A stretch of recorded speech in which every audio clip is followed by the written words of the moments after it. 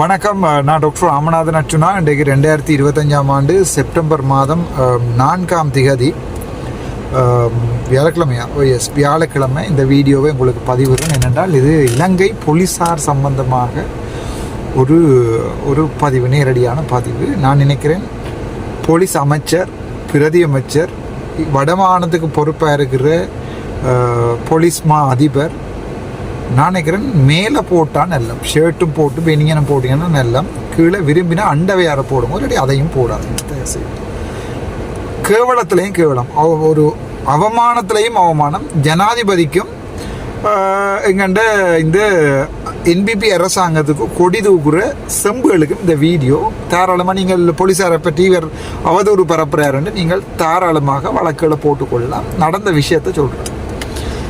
Police உண்மையாகவே எங்களோட ஆனந்த Vijayapala police அமைச்சர் ஒரு கொஞ்சம் டீசெண்டான மனுஷன். ஆனால் பிரதி அமைச்சரை பற்றிய நல்ல அபிப்பிராயங்கள் எனக்கு இல்லை. தனிப்பட்ட ரீதியில் நல்ல அபிப்பிராயங்கள் இல்லை. பிரதி அமைச்சர், போலீஸ் பிரதி அமைச்சர், அவருக்கு இன்னும் பேர் ஏதோ ஒரு பேர் உண்டு, பேர் ஞாபகம் இல்லை. அவரை பற்றிய நல்ல அபிப்பிராயங்கள் இல்லை.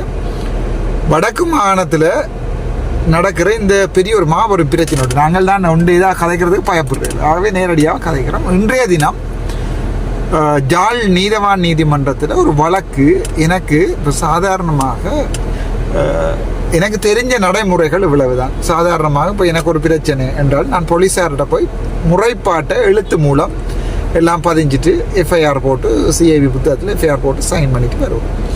அதுக்கு பிறகு குற்றஞ்சாட்டப்பட்ட பேரை தெரியுமா, அரை தெரியுமா அப்படிலாம் கேட்பாங்க. ஸோ அவருடைய டீட்டெயில் முழுக்க கொடுக்கும். கொடுத்தா பிறகு உங்களுக்கு எதிராக ஒரு முறைப்பாடு ஒன்று வந்திருக்கிறது, அதுக்குரிய ஸ்டேட்மெண்ட் உங்களுடைய பதிலை தாருங்கன்னு சொல்லி அந்த அவர்களை கோல் பண்ணுவார்கள். கோல் பண்ணி அவருடைய ஸ்டேட்மெண்ட் எடுப்பார். அதுக்கப்புறம் அந்த முறைப்பாடு தொடர்பாக போலீஸார் விசாரிப்பார்கள். விசாரிச்சுட்டு போலீஸார்கள் டிசைட் பண்ணுவார் இது உண்மையாகவே குற்றமா இல்லையான்றது போலீஸார் விசாரிப்பார். ரெண்டாவது, இந்த குற்றங்கள் தொடர்பாக எந்தெந்த, அதாவது சட்டவியல்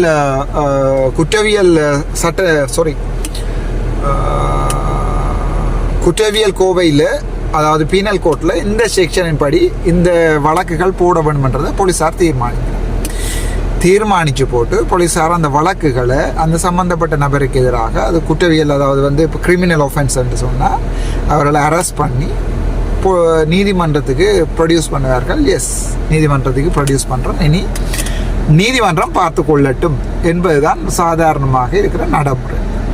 அதற்கு பிறகு ஃபர்தர் ரிப்போர்ட் ஒன்று போடுவார்கள். அது பிறகு இன்னொரு 15-20 நாளில் சில நீதிமன்றம் சொல்லும் சம்பந்தப்பட்ட நபர்களுக்கு அழைப்பாணை அனுப்புவோம். ஸோ அழைப்பாணை அனுப்பி அவர் வரையில் என்றால் அடுத்த டேட்டுக்கு ஃபர்தர் ரிப்போர்ட் என்ன போடுவார்கள். நாங்கள் அழைப்பாணை அனுப்பியும் அவர் வரையில் அவை பிடியானை சமன் பண்ணுங்கன்னு சொல்லி சமன் முடிய அதுக்கப்புறம் அரெஸ்ட் வாரண்ட் போடுங்கன்ட்டு. ஸோ அரெஸ்ட் வாரண்ட்டை நீதிமன்றம் வழங்கும். எனக்கு தெரிஞ்ச சட்டங்கள் எனக்கு தெரிஞ்சதெல்லாம் நான் சொல்கிறேன். சரியா அப்படியா, நான் லோயரில் தானே எனக்கு தெரிஞ்சதை நான் சொல்கிறேன். ஸோ அதுக்கு பிறகு நீதிமன்றம் உங்களுக்கு பிடியாணையை விடுவிக்கும். அந்த பிடியாணையை வச்சுக்கொண்டு போலீஸார் நீங்கள் இருக்கிற இடங்களுக்கு வந்து உங்களை அரெஸ்ட் பண்ணி அந்த டேட்டுக்கு ப்ரொடியூஸ் பண்ணுவார். அப்படியும் இல்லை, பிடியான விட்டு மால் இல்லை என்றால் ஓப்பன் வாரண்ட் விழும். இலங்கையில் இந்த பகுதியில் இவரை கண்டாலும் அரெஸ்ட் பண்ணுங்கன்னு சொல்லி ஓப்பன் வாரண்ட் விழும். ஓப்பன் வாரண்ட் விழுந்த அப்புறம் வெவ்வேறு எந்தெந்த நீதிமன்றங்கள் எந்தெந்த போலீஸாருடைய இல்லையிலையுமோ எல்லாருக்குமே போலீஸாருக்கு அறிவிக்கப்படுவார்கள். எங்கேயாவது நீதிமன்ற பிடியாணையில் இருக்கிறவர்கள் அரெஸ்ட் பண்ணுவார்கள். அரெஸ்ட் பண்ணி போலீஸிடம் நீதிமன்றத்தில் முற்படுத்துவார்கள். நீதிமன்றம் தேவைப்பட்டால் 14 நாட்களோ 28 நாட்களோ விசாரணைக்காக அவரை ஜெயிலில் போடுவார்கள். இதுதானே இலங்கையில் இருக்கிற நடைமுறை. ஸோ ஜனவரி மாதம், இந்த 2025 ஜனவரி மாதம் 8 மாதம் கடந்திருக்கிறது. 8 மாதம் கடந்து நான் ஒரு முறைப்பாடு போட்டிருக்கேன். ஒரு வைத்தியர் ஒருவருக்கு எதிராக நான் போட்ட முறைப்பாடு, யாருன்றது தேவையில்லை, வைத்தியர் ஒருவருக்கு எதிராக போட்ட முறைப்பாடு. ஸோ அதாவது நானும் ஒரு வைத்தியரும் முரண்பட்டு கொண்டதில் அவர் தான் உண்மையாகவே என்ன பாதிக்க பண்ணியிருக்காண்டு அவரோட வழக்கை போட்டிருக்கார் போலீஸ் ஸ்டேஷன்ட்ட. நான் அந்த சம்பந்தப்பட்ட வைத்தியர் இல்லை அவர் தான் என்ன அச்சுறுத்தினவர்ன்ட்டு நான் ஒரு வழக்கை போட்டிருக்கேன். அப்போ ஒரே நேரங்களில் போலீஸ் ஸ்டேஷனில் 2 வழக்குகளும் எடுக்கப்படும். ஸோ எடுக்கப்பட்டு 2 பேருடைய ஸ்டேட்மெண்ட், நான் ஒரு வழக்கு போட்டிருக்கேன், அவர் ஒரு வழக்கு போட்டிருக்கேன். பெரும்பாலும் இப்படி கவுண்டர் வழக்குகள் போட்ட உடனே சமாதானமாக போடுறது தான் நடக்கிறது.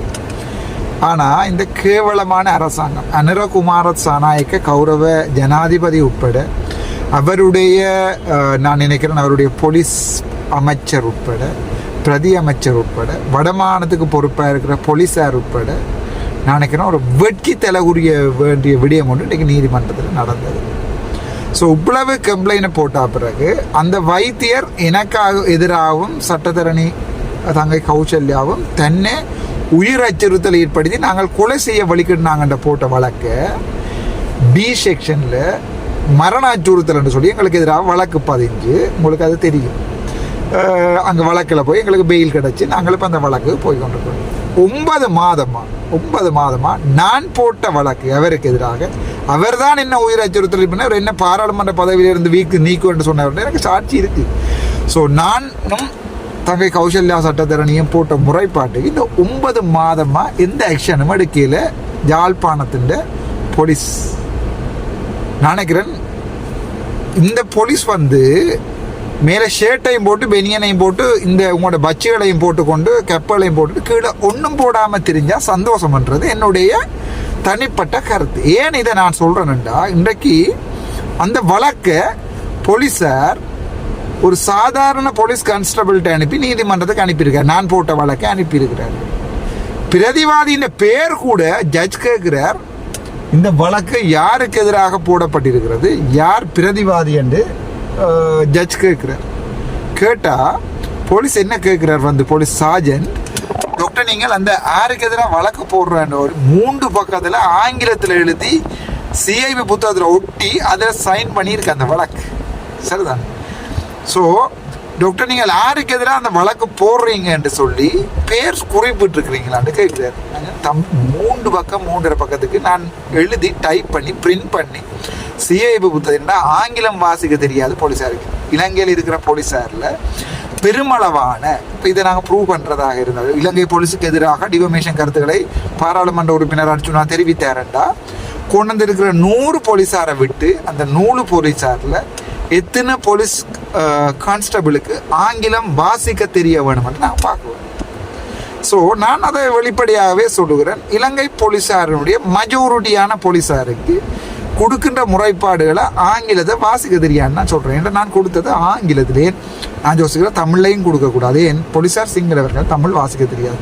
ஸோ சிங்களத்தை உண்மையாகவே எங்களோட சொந்த மொழியில் முறைப்பாடுகள் பதிய வேணும்னு தான் குற்றவியல் சட்டக்கோவை சொல்லுது. ஆனால் இப்படியும் இருக்க ஒரு ஒரு ஒரு கேட்டசிக்காக ஆங்கிலத்தில் அந்த முறைப்பாடுகளை எழுதி கொடுத்தேன். நான் டைப் பண்ணி சைன் பண்ணி பிரிண்ட் பண்ணி ஒட்டி அவர்களுடைய சிஐபி புத்தகத்தில் ஒட்டி முறைப்பாடு இது தந்திருக்கிறார்கள். இந்த வரைக்கும் அந்த ஆங்கிலத்தை வாசித்து பார்ப்போம்ண்டு அவர்கள் ட்ரை பண்ணி பார்க்கல. அந்த வழக்கை எடுக்கவும் இல்லை. ஒரு பாராளுமன்ற உறுப்பினருடைய சிறப்புரிமையை மீறி ஒரு பாராளுமன்ற உறுப்பினருக்கு கொலை அச்சுறுத்தல் விடுச்சு இன்னும் பாராளுமன்றத்தில் இதை நான் தூக்கி காட்டுறேன்டான்னு சொன்ன ஒரு வைத்தியருக்கு எதிராக இந்த வரைக்கும் வடக்கு மாகாண போலீஸார் ஆக்ஷன் எடுக்கவே இல்லை. ஜட்ஜ் கேட்கிறார், 8 மாதம் இந்த வழக்கு பதியப்பட்டிருக்குது. முறைப்பாட்டாளர் சொல்றார், உங்களுக்கு இந்த சம்பந்தப்பட்ட நபர் யார் என்னெல்லாம் ஃபுல் டீட்டெயிலாக சொல்லியிருக்கிறார் என்று முறைப்பாளர், நான் தானே முறைப்பாடாளர், நான் சொல்கிறேன், ஏன் நீங்கள் சம்பந்தப்பட்ட முறைப்பாடாளர்கிட்ட ஸ்டேட்மெண்ட்டும் எடுக்கல, ஏன் அவரை நீங்கள் என்ன நீதிமன்றத்துக்கு முற்படுத்தவும் இல்லை என்று அங்கே இருக்கிற பிசி தம்பி சொல்கிறார். ஐயோ சார் எங்களுக்கு இது தெரியாது. ஜட்ஜ் இன்றைக்கு சொல்கிறார், அப்படி என்றால் நீங்கள் போயிட்டு ஓஎஸ்சியை வர சொல்லுங்க. ஓஎஸ்சி வாரர் சிஐ இமானுவேல் ஐயா வாரர், தமிழ் மனுஷர் இமானுவேல் வாரர் வந்து என்னோட சொல்கிறார், ஓம் டாக்டர் இது எங்கட போலீஸுக்கு பொறுப்பானது இல்லை, எங்கட போலீஸில் நீதிமன்றத்துக்கு ஒரு வேறு செக்ஷன் இருக்குது, அது ஓஎஸ்சி தான் இந்த வேலையை செய்யலை, என்னென்ன பிள்ளை என்று நினைக்காதீங்கன்னு சொல்லி. அப்போ அது உள்ள பிள்ளை என்று நான் நினைக்கல. பட் ஏன் இந்த வரைக்கும் அந்த வழக்கு விசாரிக்கப்படவும் இல்லை என்று. அப்போ நீ ஜட்ஜும் அதே கேட்க அப்படி பேசாமல் நிற்கிறார். இப்படி ஜட்ஜை பார்த்து கொண்டு இப்படியே நிற்கிறார். ஜட்ஜ் வந்து 2 வீக்ஸ் டைம் கொடுத்துருக்கிறார் இன்கொயரியை செய்து. 9 மாதம் உங்களுக்கு 8 மாதம். அதுக்கு பிறகு தான் எங்கள்கிட்ட லோயர் சொல்கிறார், இல்லை கௌரவ நீதிவான் அவர்களே அந்த நபர் போட்ட எங்கள்கிட்ட வைத்தியருக்கு எதிரான வழக்கில் இவர் அரெஸ்ட் பண்ணி தான் கூத்தடிச்சிருக்கணும். என்ன அரெஸ்ட் பண்ணி போலீஸ் பெயில் விட்டு கூத்தடிச்சிருக்கிறாரு. அதுக்கு இல்லை உங்களை அரெஸ்ட் பண்ண மாட்டோம்னா நான் சாதாரணமாக சும்மா முட்டாள் இல்லை. ஆகவே நீதிமன்றத்தை கொடுக்கக்கூடிய சகல எவிடன்ஸும் என்னிட இருக்குது. நீதிவான் திரும்ப சொல்றார், சட்டத்துக்கு முன்னா சகலரும் சமம். அப்ப ஏன் நீங்கள் இந்த ஆக்ஷன் எடுக்கலன்னு போலீஸ் அப்படியே முழுசி போனீங்க. ஒரு பாராளுமன்ற உறுப்பினருக்கு இப்படியான ஒரு விடயம் இந்த யாழ்ப்பாணத்தில் நடக்குதுண்டா. பாராளுமன்ற உறுப்பினர்ன்றது உங்களுக்கு தெரியும் தானே. இப்போ பார்லிமெண்ட் எம்பி என்று சொன்னால் போலீஸ்காரர் பாஞ்சு சல்யூட் அடிப்பார். ஒரு பாராளுமன்ற உறுப்பினருடைய கம்ப்ளைனுக்கு 9 மாதமாக இந்த போலீஸார் ஆக்ஷன் எடுக்கலையேண்டா. அது ஏனண்டா போலீஸ் பாவம், உண்மையாகவே போலீஸ் பாவம். மேலிடத்துல இருந்து ஆர்டர் வந்திருக்கு, இந்த வழக்கு எடுக்க வேண்டாம். யார் மேலிடம் என்ன நீங்கள் தான் தீர்மானிக்கும். ஒரு சிஐ வந்து சொல்லுகிறார், சிஐபி சீஃப் இன்ஸ்பெக்டர் ஆஃப் போலீஸோட வந்து என்னோட சொல்லுகிறாருண்டா, எஸ் மேலிடங்கள்லேருந்து வாரதுக்கு தானே டாக்டர் நாங்கள் வேலை செய்யலாம், எங்கெல்லாம் கோவிக்காதீங்கன்னு சொன்னால். இனி நீங்கள் மிச்சத்தை நினைக்கிறீங்க. மேல இந்த அரசியல்வாதிகள் இருந்து என்பிபி அரசியல்வாதிகள் இருந்து ஆர்டர் வந்திருக்கு. கேவலம் பாராளுமன்றத்துக்கு வரைகளை தயவு செய்து அண்டவையாரோட வாங்கும், உங்களுக்கு புண்ணியம் கிடைக்கும். இப்படி எங்களோட ஜனாதிபதி நேரடியாக சொல்கிறேன், எனக்கு எந்த வழக்கில் நீங்கள் பயன் சொல்லலாம், எனக்கு பயம் இல்லை. நாங்கள் சரியான விடயங்களை பயம் இல்லாமல் கதைக்கிறது. ஜனாதிபதி ஆண்ட்ரோகுமார் சனாயக்க யாழ்ப்பாணம் வந்து கிரிக்கெட் கிரவுண்டு திறந்து மயிலடியில் கோயில ஓப்பன் பண்ணிக்க விசிலடிச்சான் குஞ்சுவல், கொஞ்சம் விசிலடிச்சேல்லோ அது சொல்கிறது, விசிலடிச்சான் குஞ்சுவல்ண்டு. இந்த விசிலடிச்சான் குஞ்சுவல் கொஞ்சம் விசிலடிச்சு கொண்டு வந்து யாழ்ப்பாணத்துக்கு இன்டர்நேஷனல் கிரிக்கெட் பெறும். ஒரு அடிப்படை, ஒரு ஃபண்டமெண்டல் ரைட், ஒரு அடிப்படை உரிமை ஒரு பாராளுமன்ற உறுப்பினருடைய வழக்கை கூட நீங்கள் ஒழுங்காக செய்யலைன்னா எந்த அடிப்படையில் இந்த கஷ்டப்பட்டவங்க போடுற வழக்குகள் எல்லாம் நடக்குமான்னு நினைக்கிறீங்க? அந்த கோர்ட்ஸுக்கு போனீங்கன்னா ஜெயிலில் இருந்தீங்கன்னா இந்த ஒவ்வொரு இளம் பெடியலும் கெஞ்சுறாங்க, ஐயோ டாக்டர் ஏன் பிடிச்சாண்டே எங்களுக்கு தெரியாது. நான் ஜெயிலுக்குள்ளே இருந்தேன். ஜெயிலுக்குள்ள இருக்கைகளில் அந்த போதகர்மார், கிறிஸ்டியன் போதகர்மார் வந்து எல்லாரையும் இப்படி இருத்தி வச்சு போட்டு ஜெபம் சொல்கிற மாதிரி நான் இருந்த 14 நாள் சகல இளம்படியருடைய காய்ச்சல். அப்போ அவங்களுக்கு விருப்பம் என்னடா வந்து என்னோட கதைக்கிறதுக்கு இந்த 14 நாள் சகல இளம்படியருடைய நான் போய் கதைச்சா அப்போ சில படிய சொல்லுவாங்க, ஏன் வந்தேன்டே தெரியாது, அம்மாவும் இல்லை அப்பாவும் இல்லை, நான் விறகு கொத்த போடுறேன். ஒரு நாள் விறகு கொத்தி போட்டு களைப்பில் ஒரு போத்தல் பியரையும் குடிச்சு போட்டு ரோட்டால் கோடாளியை கழுத்தில் வச்சோன்னா விறகு கொத்த போனால் நடந்து வந்து திடீரென்று வந்து சொன்னால் நீ தானே அந்த கஞ்சா விற்கிறேன். ஐயோ இல்லையேண்டா பொக்கெட்டுக்குள்ள ஒரு சின்ன ஏதோ ஒரு கொஞ்சம் தூளை போட்டுட்டு என்ன கொண்டு போனாங்க. சரியாக ஏதோ அந்த 3 வருஷம் மட்டும் கிராம் தான் போடுவாங்களாம், ஒரு மில்லிகிராம் கூட போட மாட்டாங்களாம் போலீஸ்காரர். போட்டு டாக்டர் அதுக்கு 54ஆம் நம்பர் வழக்கு என்னது கண்டே தெரியாது டாக்டர், கிட்டத்தட்ட 9 மாதமாக ஜெயிலுக்குள்ள இருக்கு. அப்புறம் 9 மாதம் கஷ்டப்படுத்தினா பொய் வழக்குகளை போட்டு உங்களுக்கு வழக்குகள் வேணுமென்றதுக்கு அன்றைக்கு அழுகிறாங்க கொடியல் கோட்ஸுக்கு போகுது. டாக்டர் விக்ரவன் முழு பேரும் பெரிய முதலாளி வேற முழுக்க தூள்நாதன் உங்களுக்கு யாருக்கு தெரியும், நான் பேருக்கு விக்ரவங்கள் முழு பேரையும் இங்கே ஒன்றும் செய்ய மாட்டாங்க டாக்டர். எங்களை மாதிரி அந்த இருக்கிறத எடுத்து மூக்குகளை விட்டு மணந்து போட்டு கூட்டில் படுத்து கிடக்கிற எல்லாத்தையும் கொடுத்து நாங்கள்லாம் விற்கிறவங்களோட போட்டு வச்சுக்காங்க. வாங்குறதுக்கே காசு இல்லை, ஒரு 500 ரூபா 1000 ரூபா தான் பொக்கருக்கு இருக்கு டாக்டர். அதில் எங்களுக்கு ஒன்று தருவாங்க, மூக்கில் அடிச்சு போட்டு படுக்கிறது. வாங்குறதுக்கே காசு இல்லை, நாங்கள் தான் விற்கிறேன்னுங்களை கொண்டு போட்டுருவாங்க டாக்டர். 54ஆம் நம்பர் கேஸ் என்னடா இந்த விசில் அடிச்சா குஞ்சுவலுக்கு தான் இந்த வீடியோ. விசில் அடிச்சா குஞ்சுவல் இதுதான் தமிழ். தெற்கில் இப்படியெல்லாம் செய்வது சரிதானே. தெற்கில் ஒரு சும்மா உங்களுக்கு தெரியுமா, ஒரு ஆட்டோ ஒன்றில் ஒரு போலீஸ்காரர் வந்து கஞ்சா போட்டு எடுக்க வலிக்கிட்டு வீடியோ எடுத்து சனமே அடித்த வீடியோக்களில் நீங்கள் பார்த்துருக்கீங்கன்னு நினைக்கிறேன். தெற்கில் இந்த அடிக்கிறது. வடக்கு மாநிலத்தில் ஒரு பாராளுமன்ற உறுப்பினர் ஒரு போலீஸ் ஸ்டேஷனுக்கு போனால் ராஜகாரிய பாதாகி. இது நான் என்பிபிக்கு சல்யூட் அடித்து என்பிபி சொல்கிற எல்லாம் செய்தால் நான் சொல்கிறதும் நடக்கும். இன்றைக்கு சில விஷயங்களை கதைக்கணும்னு ஆசைப்படுறேன், ஆனால் கதைக்கக்கூடாது பேசாமல் இருக்கிறேன். என்பிபிக்கு சல்யூட் அடித்து என்பிபி சொல்கிற எல்லாம் கேட்டு வேண்டா என்னுடைய இனத்தின் அடையாளம் இல்லாமல் கூட கேட்கல. நான் சல்யூட் அடித்து கொண்டிருந்தா எஸ் நான் இதில் பயங்கரம் உடைக்கல, தூள் மட்டும் இல்லை, தண்டாரத்தில் பூச்செடி போட்டு முளைக்கலாம் சரிதானே. ஆனா இல்லை நாங்கள் சுயமாக இருப்போம், எங்களுடைய வரலாறுகளை மறக்கக்கூடாது.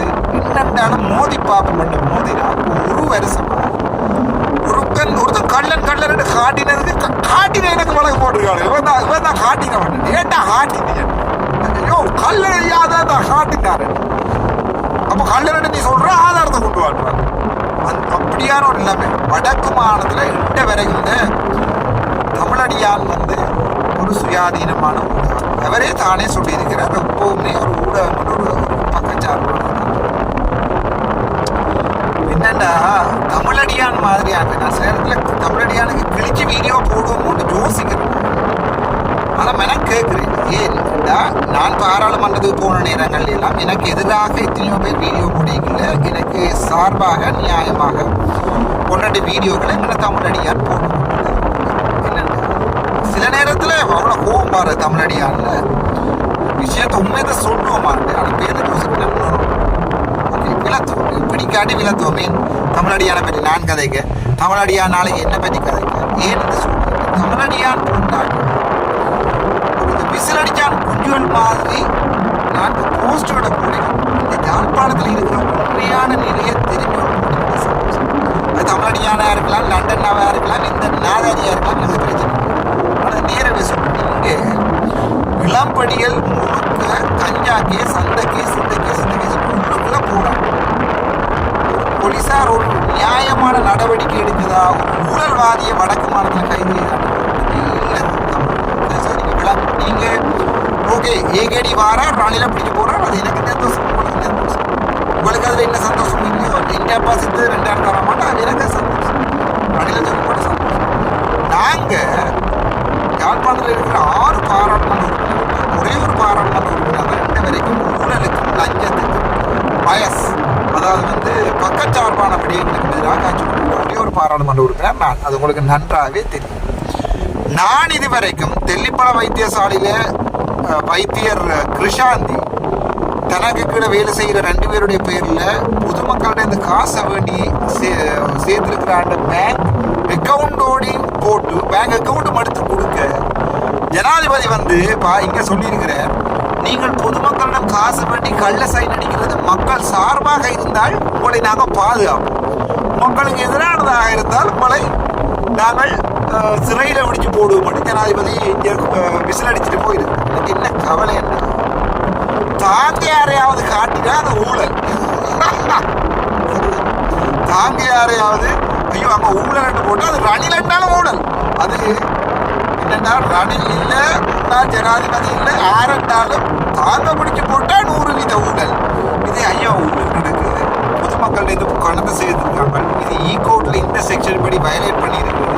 இந்த வைத்தியருக்கு பி வழக்குல மல்லாக நீதிமன்றத்தில் இந்த வழக்கு நடந்து கொண்டிருக்குது. இந்த வழக்கு நடந்து கொண்டு கேட்க பி செக்ஷன்ல வழக்கு நடந்து கொண்டு கேட்க அவரை வந்து இடைநிறுத்தம் செய்யணும். நாங்க அதெல்லாம் பார்க்கணும். நாங்க தான் இலங்கையில நான் தெளிவா சொல்றேன், எனக்கு கவலை என்ன, இந்த அன்றுகுமார நாயக் விசில் அடிச்சது தான் தமிழ் இனமே எதிராக அரியநேந்திரனுக்கு 2 லட்சம் பேர் வாக்கு போட்டது. மிச்சம் 3 பேரும் சஜித் பிரேமதாசாவுக்கு தான் வாக்கு போட்டது. சரிதான ஜனாதிபதி தேர்தல் ஒரு கொஞ்சம் சிலிண்டருக்கு போனார். நாளைக்கு டக்ளஸ் சேவானந்தனுடைய ஆதரவாளர்கள் ஒரு கொஞ்சம் பேர் சிலிண்டருக்கு போட்டார். அப்புறம் சுமந்திரனையால் ஆங்கிலேயே தான் கொடுத்தாடி சிலிண்டருக்கு கொஞ்சம் அன்றுகுமார் நாயகை விழுந்தது 27,000 வாக்குகள் மட்டும்தான். நான் தான் சொன்னேன் அன்றுகுமார் நாயகை கொண்டு போகணும். அப்பவும் நான் எலெக்ஷனுக்கு போகணுமோ இல்லையானோ எனக்கு தெரியாது. என்னுடைய மனசுல பட்டது ஒரு போராட்டவாதியாக இருந்த ஒரு ஜனாதிபதி வந்தால் நியாயமான வழியில் நடக்கும். இவ்வளவு ஒரு நான் நினைக்கிறேன் எங்களுடைய ஜனாதிபதியினுடைய பேரை கெடுக்கிறதுலேயே எங்கிட்ட பாராளுமன்ற அமைச்சர்களுக்கு பின்னர் 100% குறியாக இருக்கு. 100% எனக்கு சேர்ந்து யோசிச்சு பாருங்க, ஒரு போட்ட வழக்கு ஒரு ஊழல் நடந்திருக்குது, பொதுமக்கள்கிட்ட காசு சேர்த்துருக்குறாங்க. அப்படி ஒரு அரசு நிறுவனங்களை காசு சேர்க்கிறது குற்றம் கிட்டி இருக்கிற ஒன்று பேங்க் புத்தகத்தோடு எடுத்து கொடுத்தா பிறகு இன்றைய வரைக்கும் சிஐடி அல்லது வந்து இந்த சியபோக்கன்னு சொல்லுவாங்க லஞ்ச ஊழல் ஆணைக்குழு இன்றைய வரைக்கும் இன்வெஸ்டிகேட் பண்ணவும் இல்லை, கொடுத்துட்டு. அதுக்கு கண்டுடைப்பா ஒரு இன்கொயரி ஒன்று ஸ்டார்ட் பண்ணியிருக்கு. இன்கொயரி ரிப்போர்ட் என்ன இருக்கு, அதில் இருக்கு மக்கள் நலன் கருதி பொதுமக்களுடன் காசு. இதே நான் பொதுமக்களிட வைத்தியராக இருக்கீங்க சாவித்திரி ஆதர வைத்தியசாலையில் மக்கள் நலன் கருதி ஒரு 5000 ரூபாய் சேர்த்துருந்தீங்கன்னா 14 நாளுக்குள்ள சிறுதான். ஏன்னா இந்த நாட்டில் இந்த ஊழலுக்கு எதிராக ஆக்ஷன் எடுப்போம் என்றதே ஒரு பயங்கர பச்சை பொய். அதில் எந்த சந்தேகம் இல்லை, பச்சை பொருள் சிங்கள மக்களை தெளிவாக விளங்கிட்டு அரசாங்கம் பட்ட பொய் சொல்லுது, பட்ட பச்சை அடிக்கிறார். அதாவது ஒரு என்னை பற்றி கேவலமாக தூசணமாக கிழிச்சு போட்ட சுதத்த என்றவரை பாராளுமன்றத்தில் நான் கம்ப்ளைண்ட் பண்ணி கமிட்டி சொல்லி இருக்குது 100% வயலேட் வயலேட் பண்றாரு இவர் பீனல் கோட் செக்ஷன்ல இவருக்கு பி செக்ஷன்ல போட வேணும் வழக்கு வந்து கிரிமினல் ஒஃபென்ஸ்ல போடணும்னு கமிட்டி ரெக்கமெண்டேஷன் கொடுத்தா பிறகு கூட அந்த சுகத்தன்றவர் வந்து சொல்லியிருக்கிறார்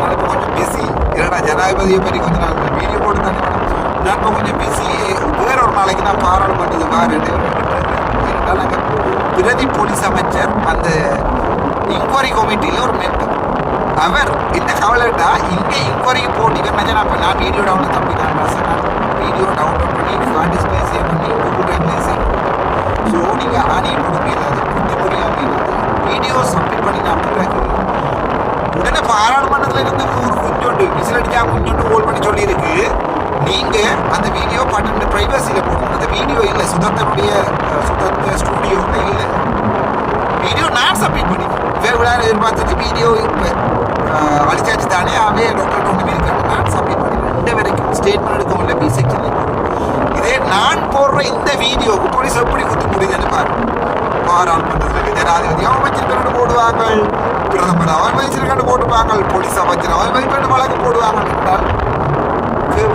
அன்றகுமார சாநாயக்கு என்ற ஒரு நபருக்கு நம்பித்தான் வழக்கில் மக்கள் போலீசார் இதுவரைக்கும் அன்றகுமார சாநாயக்கு சொல்லுவார் என்ன பார்த்து சொல்லுவார் தமிழ்நாசே புண்வாட்டா இல்லையடா இல்லை அதாவது உங்களுக்கு 7 மணி வெளியே வந்து சொல்லுங்க வெளியே வந்தில்லை வழக்கு சேவப்பில் கம்ப்ளைண்ட் பண்ணி கொண்ட வரைக்கும் ஜனாதிபதி நான் நினைக்கிறேன் நான் ஒரு ஜனாதிபதியாக இருந்தால் காய்ச்சல் இல்லாமல் தான் சேட்டோட மட்டம் ஜனாதிபதியாக தெரிஞ்சிருப்பேன் அவ்வளவு கேவலம் எந்த ஜனாதிபதியை நான் குறை சொன்னாங்கன்றோ அவருடைய நடவடிக்கைகளுக்கு குறை சொன்னாலும் எந்த வழக்கையும் போடணும் ஒரு பாராளுமன்றத்துக்குள்ள சொல்றார் ஜனாதிபதி உங்களோட முடிஞ்சா குற்றப்புலனாய்வு பிரிவுகளை போய் இல்லது லஞ்ச ஊழல் ஆணையங்களை போய் கம்ப்ளைண்ட் கொடுங்க ஆதாரங்களை கொடுங்கன்னு சொல்லி ஆதாரங்களை கொடுத்து இன்று வரைக்கும் ஒரு நாளுமே அரெஸ்ட் பண்ணிடுது ஆனா இதே ஸ்ரீ ஜெயவர்த்தனபுரம்ல ஒரு வைத்தியசாலையில் இருக்கிற ஒரு வைத்தியரை இவர்கள்